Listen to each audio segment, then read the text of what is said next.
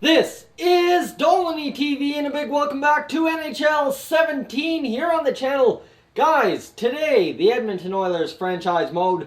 As per normal, of course, we're on that 2-day run, so let's go see what the lines look like going into round 2. This is important because Leon Draisaitl has been promoted to the top line. Now, why that? Because he had 5 assists in the last series, and he absolutely crushed it, so he should be of benefit to guys like Connor McDavid, who had 3 goals, and Jesse Puljujarvi, who had a goal and 4 assists. So if they feed to Connor McDavid, look out, that top line is going to be insane. You know it's worked before, so it's going to work again. It should at least. Nikita Kucherov down there on that third line with Raymond Kobasu and Laurent Dauphin. Dauphin had 3 goals, 3 assists, so need this second line to be a lot more productive than it was. And then, you got Goldobin, Ehlers, and Laterra and Brickley, Keating, and Jaguar, a very solid fourth line. And then you got Chychrun and Jones, Reinhart and Niemelainen, and Simpson and Riley as well on that third pair. So this is going to be our lines we're rolling into this game. Hopefully the lines we need to roll into this game. So the Anaheim Ducks are our opponent.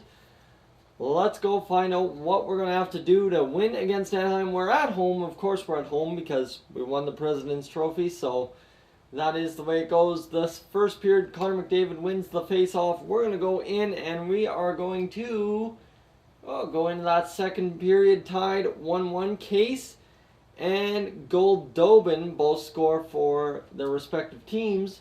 And we're going into this second period tied. Shots are pretty much even. Let's see, can we break out in the second? No scoring in the second. So we got to go into the third and hopefully score a couple of big goals here to secure ourselves a win. 12 minutes gone, or 12 minutes, and Goldobin, there we go, that's what we're talking about. He's got his second of the game, and then it's Keating on that fourth line scoring, and suddenly we got ourselves our 2 big goals we needed to get this win. It's time to hold on and win it, and we will do exactly that in the final minute. 3-1 over top of Anaheim, that is very solid, I like that. Nikolai Goldobin, Jori Laterra, and Steve Mason, your 3 stars. I can handle that. Steve Mason, a .956 goals against average. This guy, he's a playoff veteran. That's all I can say about him. He knows how to win in the playoffs. And you see, he doesn't give up too many goals in the playoffs, that's for sure. As everything in the last series, every victory was only a 1-goal performance for Steve Mason. So far, that trend is continuing. Let's see, can we rack up some goal scoring now? And we're going to get 2 goals, Keating and Reinhart. So Keating has been the hot hand along with Goldobin to start this series. A goal and, 2 goals and probably an assist or something in there somewhere. We're going to resume the simulation here. Actually, hold on. We need to sim this period. Never mind. Let's go. How about a third one? Austin Keating, his third goal of the series. The kids just lighten it up on the fourth line. There's Nattanen scoring, but Ehlers gets us right back, and that's what we're talking about. 4-1. Kurdelis scores for Anaheim, so it's a back and forth third period. They're out shooting us just by 1 shot, so not by much, but Steve Mason's allowed 1 more goal than usual, which is kind of strange, but I'm sure he'll rebound next game and get back to it. Keating a hat trick in this game. So there you go, Keating just crushing it this series so far. 3 goals in 1 game, 2 goals in the other, that's 5 points. Steve Mason, a .942 save percentage. Nick Kurdelis, your 3rd star for the Anaheim Ducks, okay?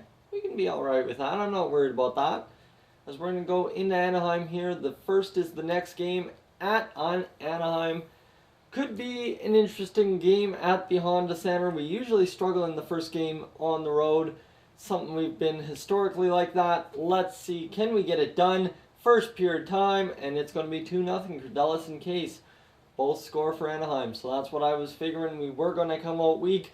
Now we got to get a big couple of goals here in the second period. Nothing doing. So it comes up to the third period where we need to shut down defensively and go out blazing offensively. Chychrun, the defense, getting it done right off the boards on the top of the circle. I'll take that. And now a power play. Can't get anything done there. Power play for Anaheim. Coming down to the wire here. We cannot afford to lose 2-1. That's just not what we can afford. We want to keep rolling. There we go. Puljujarvi from a sharp angle. He gets it done, and we are headed to overtime. The comeback almost complete. We just got to get through overtime and get it done. Come on, boys. Let's go attack them full-fledged. Let's not worry about defense. Oh, maybe on the power play we got to... There we go. We just need to go full-out attack like we are. 35 shots on net. We've had a pretty good period so far. We've given up a few odd-man chances. Power play right there, nothing doing. And we are going to pretty much surrender. Oh, Connor Brickley, last second, 53 seconds left. The fourth line strikes again. And Connor Brickley wins it in overtime for Edmonton. 3-2 over top Anaheim. Now we're talking about a sweep. I was sure we weren't going to get anything done, but how about that? Steve Mason, 152 goals against average, 951 save percentage. Nick Cordelis, the first goal, and he's the star for Anaheim. Well, Jacob Chikrin is our third star. Guys crushing it out there on the back end. I like it, I like it, I like it. And we've got ourselves the chance to go and sweep Anaheim right here in Anaheim. How important would that be? I like winning it at home, but I mean, come on now, sweeping Anaheim in Anaheim, a division opponent, doesn't get much better than that. I could really go for sweeping a division opponent in their home building in the second round of the playoffs. Heck yeah, let's go. We'll sim the first period and then we'll do the other two live real time. Let's see, nothing doing in this first period, so now it comes to a matter of playing that second period. Power play to start it, we're not going to get anything. That's okay. We don't have to always get stuff on the power play. We've had a really, don't want to say that, really stupid functioning power play so far. But realistically, I mean, Keating's on the power play, so possibly 2 of his 5 goals have been power play goals. How about that? 0-0 after 2, 28-8 the shots. Anaheim's goaltender keeping them in it for sure. 8 shots for Anaheim after 2 periods. We've been killing them defensively. We're up to 30 shots already, and we still don't have a goal. They're finally just about to crack 10, and we are getting close to the end of this game. If Anaheim scores, I mean, ice tilt, come on. If we're in hut, that's for sure what it is. But 5-4, nothing doing. 5-on-4 again.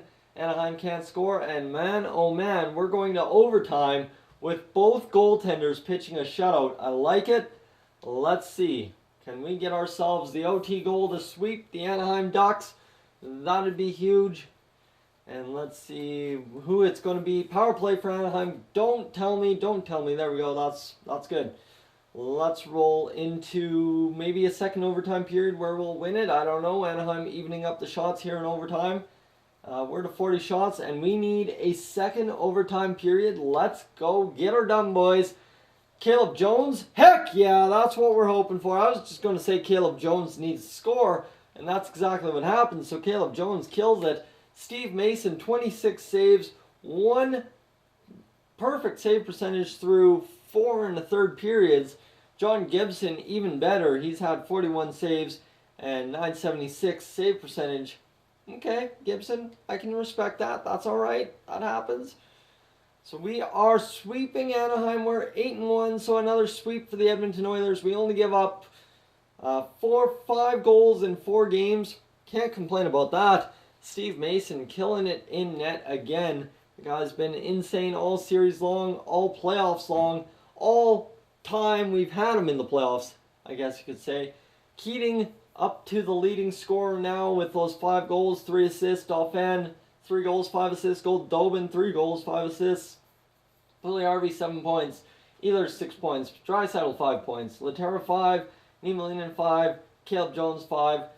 Kobasu, 4. Kucherov, 4. McDavid's only got 4. I don't think he scored once in this playoff series.